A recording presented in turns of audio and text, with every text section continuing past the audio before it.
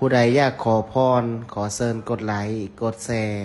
ค่ำคืนวันศีลใหญ่เพ็งขึ้น15ค่ำขององค์พระธาตุหลวงเวียงจันทร์ผู้ใดอยากขอพรหยังพิมพ์ใต้คอมเมนต์เลย เงินขอให้ไหลมาเป็นกอง ทองขอให้ไหลมาเต็มบ้าน เงินแสนเงินล้านไหลเข้ามาในบัญชี ไหลเข้ามาในกระเป๋า เทมาไหลมากินโบบกจกบ่ลง ขอให้หุ่งเฮืองทางด้านการค้าขายหุ่งเฮืองทางด้านความหักหุ่งเฮืองทางด้านการเงินหุ่งเฮืองทางด้านสุขภาพหุ่งเฮืองในครอบครัวเฮือนซานบ่เจ็บบ่ไข้บ่ทุกข์บ่จน ขอให้มีเงินแสนเงินล้าน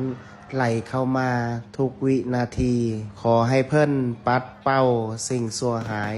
โลคาพยาธิออกไปจากเนื้อจากตน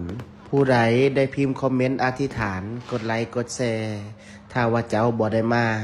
ขอให้คลิปนี้เกิดเป็นบุญกุศลอันยิ่งใหญ่ให้กับตัวของเจ้า และคนที่เจ้านั้นได้กดแชร์ออกไปให้เห็นพรอันประเสริฐที่ครูบาได้เว้ามา จงเกิดเป็นจริง